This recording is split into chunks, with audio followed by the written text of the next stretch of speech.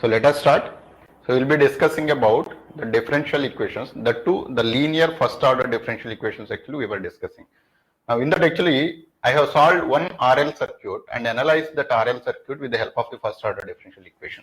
And the same thing actually we will do for the RC circuit. Suppose actually if I know that, so this is one circuit and let us say this is of DC voltage source, let us say. So this is of magnitude V and which is the applied voltage and the resistance is of R and the capacitance is C. Now, if you write the KCL for this equation, so KCL actually this is the current that is passing through and let us say the voltage across this particular point is, let us say this is VI which is the applied input voltage and this is the V which is the voltage across the capacitance, assuming that this is the ground, right? And the voltage across the capacitor is V and the input voltage is VI. Now, I is the current that is passing through the circuit. Then the same current, whatever is passing through the resistance, it will be passing through even the capacitor as well. Now, the potential difference between these two is VI minus V. So that is the potential difference and the resistance is R and this is the value of the current. And then the same current as it is passing through the capacitance and the capacitor basic behavior is it will not allow the voltage to change immediately. Hence, actually, the current that is passing through this will be obviously I is equal to C times of dV by dt, or the current that is passing through the capacitance is always proportional to the rate of change of the voltage across the capacitance. So the voltage across the capacitance is continuously changing, meaning this is a function of time. So voltage across the capacitance is a function of time because that is continuously changing with respect to the time. Now, I is directly proportional to dV by dt, meaning the capacitor will not allow the voltage to change immediately, drastically. Because if you see that actually if dt equal to 0, that means dt equal to 0 meaning the change in voltage actually happened within no time. Meaning it is acquiring an infinite amount of current. So if it has to pass that continuously, then actually it will be acquiring the infinite current so that the voltage is actually immediately raised to a higher value, right? So that is why actually we say that the basic assumption is that capacitor acts as a open circuit when the current is passing through, right? And then actually, so this is the voltage. So KCL, if you write it, VI minus V by R is equal to the current, and the same current is passing through this, meaning C into dV by dt, which is the current that is entering. So I is equal to C into dV by dt, and this value is equal to VI minus V divided by R, and this is the KVL. So KCL, Kirchhoff's current law. Now this actually after the simplification, dV by dt is equal to VI minus V divided by RC, or this can even be written as VI by RC minus V by RC. Now if you bring that V by RC to the other side, dV by dt plus V by RC is equal to VI by RC. Now this is the differential equation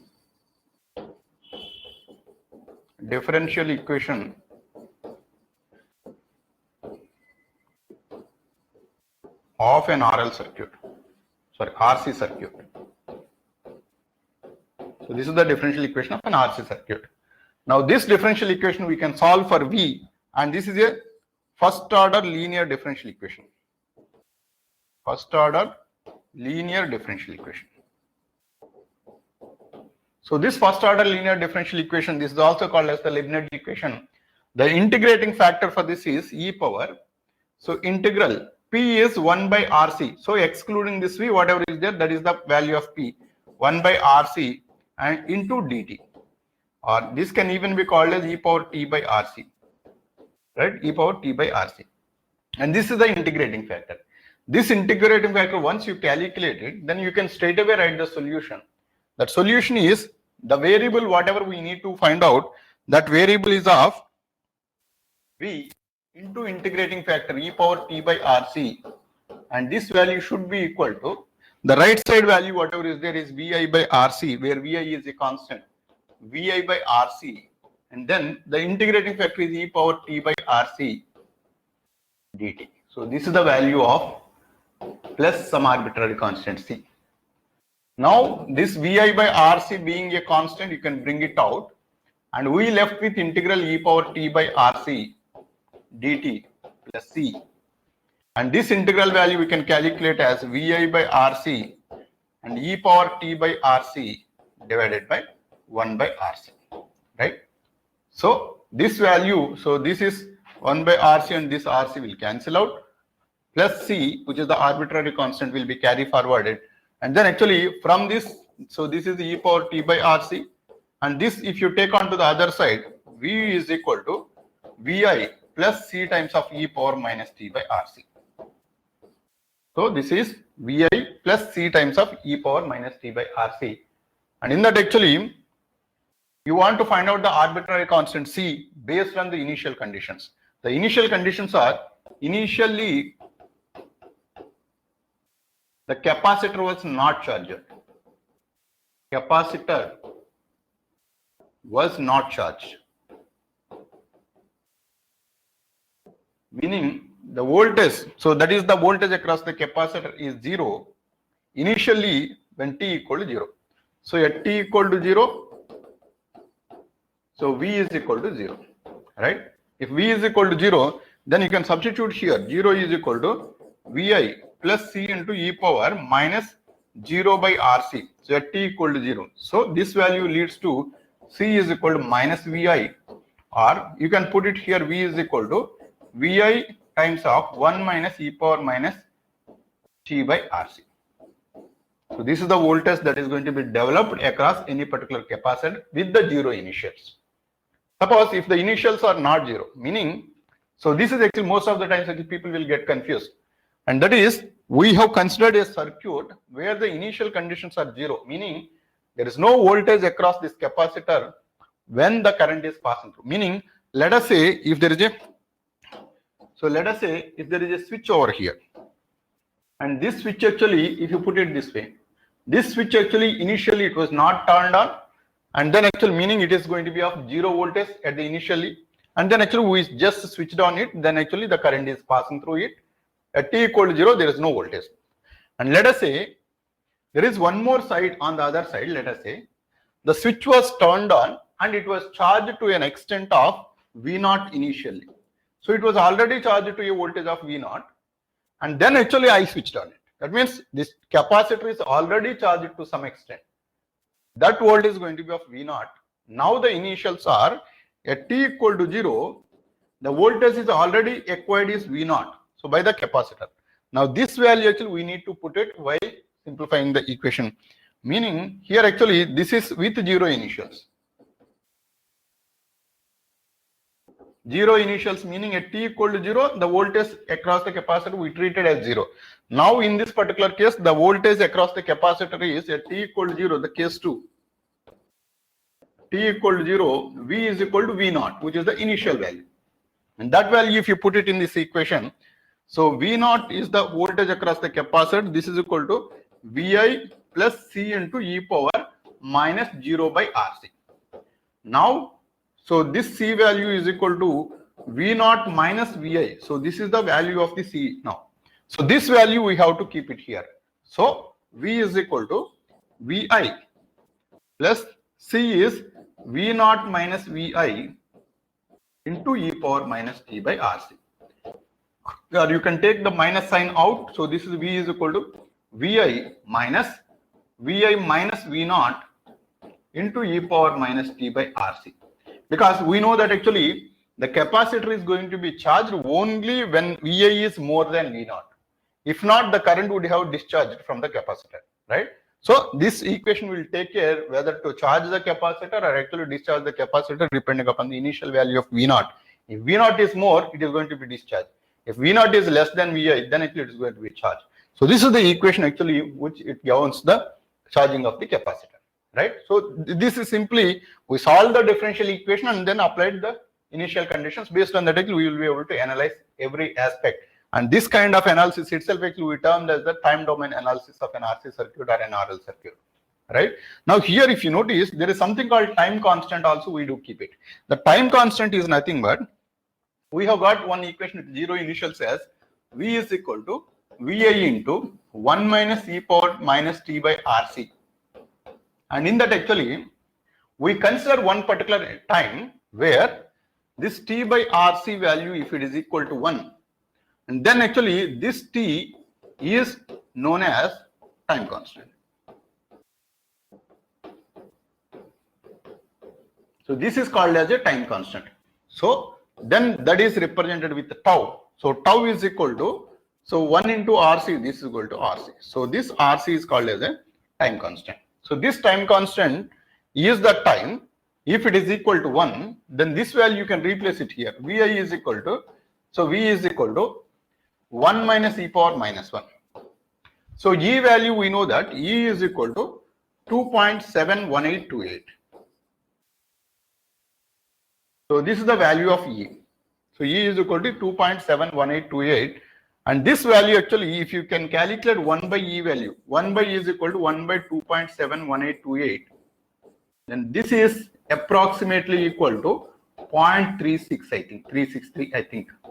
Right? It is approximately equal to 0.363. Now, if that is the case, then you can subtract that value from this. So Vi is equal to 1 minus 0.363. Then this value is equal to Vi into, so 0.636, I think, 636. Now, this is the value of the voltage across the capacitor is 0.636 times of Vi. This can be expressed in percentage as 63.6% of Vi. So this is the value of V.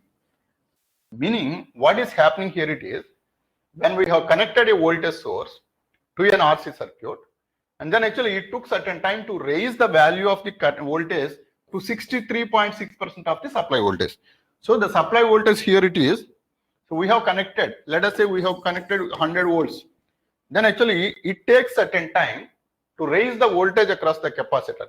And for raising the capacitor, actually raising the voltage of the capacitor, so to raise an amount of 63.6 volts. So 63.6 volts actually it was raised within a time given by the product of tau is equal to R into C. So within this time actually it is going to raise 63.6 value. And usually this capacitance is of microfarads or the nanofarads. Let us say it is of 1 microfarad, and let us say this is of resistance 1 ohm. Then the product of this is 1 into 1 micro. Then actually it is going to be of 10 power minus 6 seconds. So within 1 nanosecond, 1 microsecond, the voltage is raised to 63.6%. So this is what is called as the time constant. Right? I hope you understood clearly on this. And then actually the same time constant actually, whether it is having 0 initials or actually whether it is having a non-zero initials, but still this value, so T by RC, right, that still needs to be treated as T by RC is equal to 1, RC is treated as the time constant, right? So this time constant can be calculated. Similarly, actually, in the case of RL circuit, the current to be raised by 63.6%.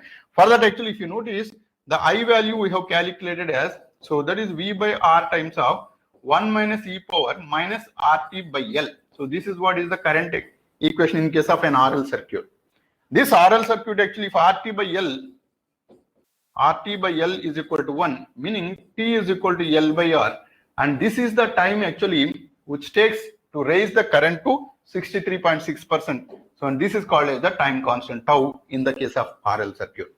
So it was defined for a convenience purpose and to give a significance that the current or the voltage, it is raising to 63.6% within a fraction of time, but within a fraction of second. But once it raises to 98% or approximately, it will take a huge amount of time to raise from that 98 to 100.